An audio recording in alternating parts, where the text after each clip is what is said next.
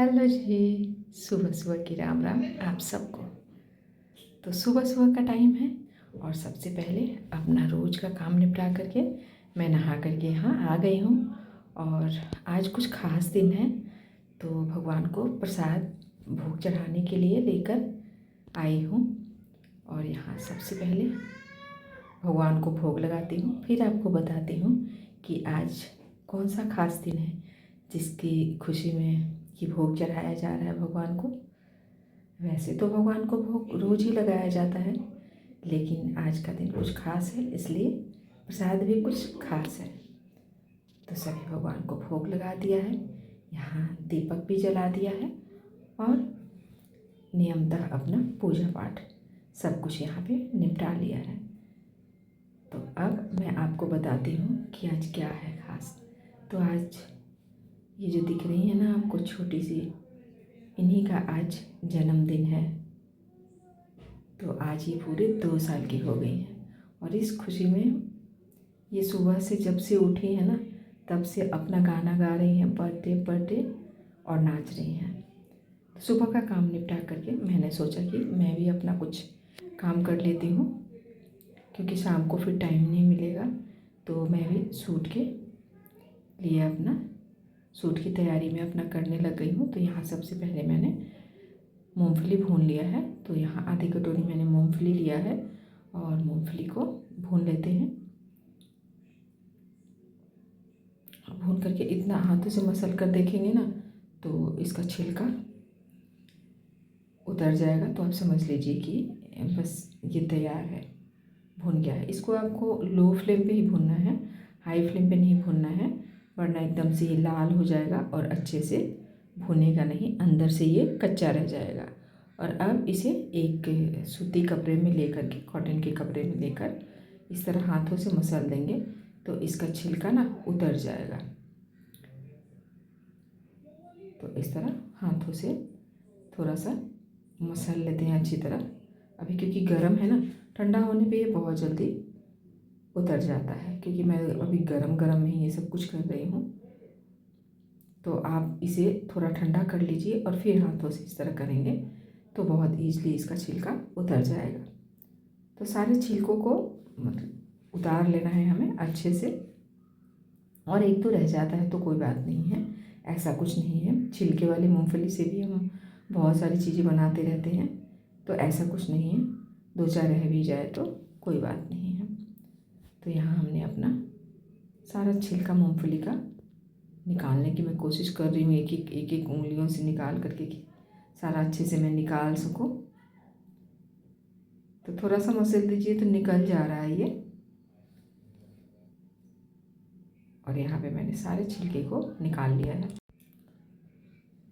और अब इसे ले लेती हूँ फिर से उसी कपड़े में और इसे थोड़ा सा इस तरह बेलन की हेल्प से मैं थोड़ा छोटा छोटा टुकड़ा इसका कर लेती हूँ।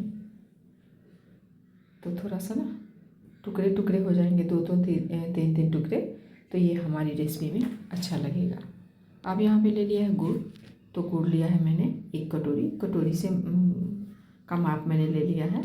यहाँ पे 3-4 चम्मच पानी डाला है, 1 चम्मच घी डाला है और डाल करके इसे सबसे पहले तो फ्लेम को लो रखना है और लो फ्लेम पे इसे मेल्ट कर लेना है।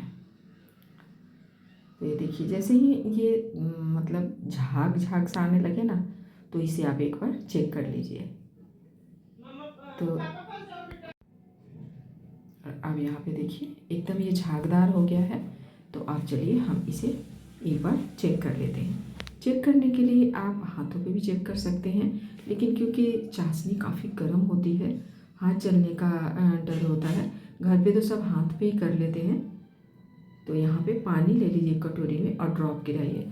ड्रॉप अगर आपका फैलता नहीं है, जहाँ पे आपने गिराया है वहीं पे रुका रह जाता है, एकदम गोल लड्डू की तरह ये बंधा रह जाता है, तो समझ लीजिए कि आपकी चाशनी बिल्कुल रेडी है। क्योंकि ज़्यादा कड़क हो जाएगी तो फिर आप बनाएंगे ना, जो भी चीज़ें बना रहे हैं वो बहुत ज़्यादा हार्ड हो जाती है, दांतों से टूटता नहीं है। तो इसलिए इस स्टेज तक ही हमें अपनी चाशनी को पकाना है, बहुत हार्ड हमें नहीं पकाना है इसे। अब हमारी चाशनी तैयार है। अब हम इसमें डाल लेते हैं अपने मूंग दाल को। तो यहाँ पे मैंने लिया है भुना हुआ मूंग दाल। तो ये आप घर पे भी तैयार कर सकते हैं। इसकी रेसिपी मैंने पहले अपने चैनल पे दे रखी है, आप जा कर के देख सकते हैं। वहाँ पे मम्मी की रसोई बाई कुमुद पे आपको देखने को मिल जाएगा। और यहाँ पे मैंने मूंगफली जो हमने कूट के रखा था ना, वो डाल लिया है। तो आधी मूंगफली और आधी है यहाँ पे मूंग दाल। और इसे इस तरह गैस को बंद कर लिया है डाल करके, और ठंडा हो जाएगा ना तो ये जम जाएगा।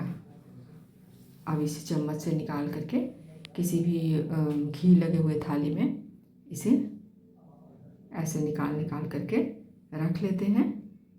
और इसे कटोरी की हेल्प से दबा लेंगे, या फिर किसी भी चीज़ मतलब आप ग्लास की हेल्प से, कटोरी की हेल्प से आप इसे दबा लीजिए। कटोरी में थोड़ा सा तले में उसके घी लगा दीजिए ताकि चिपकेगा नहीं। और इस तरह इसे दबा दबा करके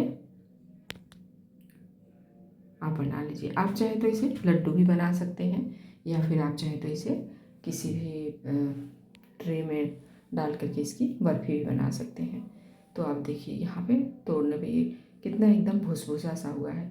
ये टाइट बिल्कुल नहीं होगा, जो कि ये कड़क आप चाशनी बनाएंगे ना तो बहुत टाइट हो जाता है। तो हमारी रेसिपी यहाँ पे शूट हो गई है। आप चलिए चलते हैं, शाम का टाइम हो गया है मंदिर। तो आज क्योंकि इनका जन्मदिन है तो इन्हें मंदिर लेकर आई हुई हूँ मैं। और यहाँ पे आपको तो पता ही है, मैंने पहले भी बताया है कितनी पुजारा नहीं है, बहुत ज़्यादा इनका पूजा पाठ में ध्यान रहता है। इतना छोटा बच्चा और इतनी ज़्यादा समझ पूजा पाठ की है इन्हें। तो ये देखिए हर भगवान को छूती हैं और छू करके उन्हें प्रणाम करती हैं, और एकदम सो करके भी मत्था टेकती हैं। मैंने इसके पहले वाले ब्लॉग में आपको दिखाया था, इन्हें मंदिर लेकर आई थी एक दिन, तो कि कितनी श्रद्धापूर्वक ये भगवान के सामने सर झुकाती हैं। और यहाँ आ गई हूँ मैं घर इन्हें लेकर के, और शाम का टाइम है। यहाँ पे शाम को टाइम भी मैंने भोग चढ़ा दिया है भगवान जी को, और दीपक जला लेते हैं। दीपक जला करके यहाँ पूरे घर में मैं सब जगह घुमा देती हूँ शाम के टाइम। ये हर रोज़ का नियम होता है, ऐसा नहीं है कि आज मतलब आज कुछ है तो इसलिए, ऐसा कुछ भी नहीं है। डेली का ही ये मेरा नियम है। लेकिन भोग वगैरह चढ़ा देने के बाद में आज मैंने दीपक जला लिया है। और आज तो वैसे खास दिन है ही, तो यहाँ पे सभी बच्चों की सलामती के लिए मैंने अपना सर झुकाया है। और जब तब तक यहाँ पे घर की, क्योंकि घर पे ही मनाया जा रहा है, तो घर में थोड़ी बहुत सजावट बच्चे कर रहे हैं।